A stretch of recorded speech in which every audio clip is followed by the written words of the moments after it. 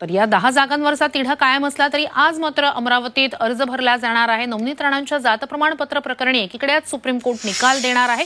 निकालाचं वाचन ओपन कोर्टात होणार आहे, वेबसाईटवर अपलोड केला जाणार नाहीये। नवनीत राणांच्या जात प्रमाणपत्र पडताळणी प्रकरणाचा दोन्ही गटांचा युक्तिवाद 28 फेब्रुवारीला पूर्ण झालाय।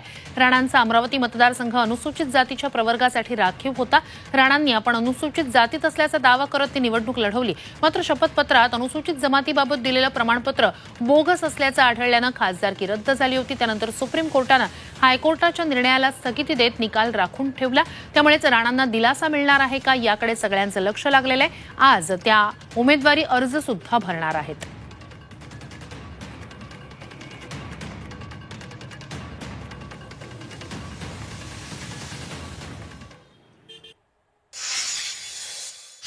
जर हायकोर्टाचा निर्णय उचलून धरला आणि सांगितलं सुप्रीम कोर्टाने तर अमृत नोनी आर्थो प्लस ये एक प्रूवन फॉर्मूला है। इसमें मौजूद नोनी फल के गुण और आयुर्वेदिक जड़ी बूटियां शरीर को जरूरी पोषक तत्व देने के साथ साथ हड्डियों और जोड़ों के घिसने, उनमें होने वाले सूजन और दर्द को रोकने में मदद करता है। दर्द मुक्त जीवन के लिए अमृत नोनी आर्थो प्लस। कोर्ट बरोबर आहे तर नवनीत राणा यांचं जात प्रमाणपत्र जे हायकोर्टाने रद्द ठरवले तसाच तो निर्णय राहील आणि त्यांना पुढे इलेक्शन लढता येणार नाही। जर सुप्रीम कोर्ट म्हणलं की हायकोर्ट चुकलं होतं आणि त्यांचं जात प्रमाणपत्र वैध आहे तर ते इलेक्शन लढू शकतात।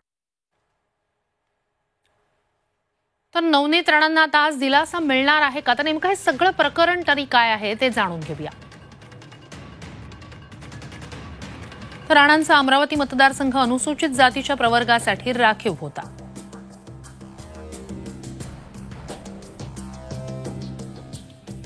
राणांनी आपण अनुसूचित जातीत असल्याचा दावा करत निवडणूक लढवली। जातीचं प्रमाणपत्र आणि शाळा सोडल्याच्या दाखल्यामध्ये फेरफार आढळली। हायकोर्टानं 8 जून 2021 मध्ये प्रमाणपत्र रद्द करत 2 लाखाचा दंड ठोठावला। हायकोर्टाच्या निकालामुळे नवनीत राणांची खासदारकी धोक्यात आली आणि 22 जून 2021 रोजी सुप्रीम कोर्टानं हायकोर्टाच्या निर्णयाला स्थगिती दिली। तर आता आज या प्रकरणी निकाल काय येतोय याकडे सगळ्यांचंच लक्ष लागलेलं आहे।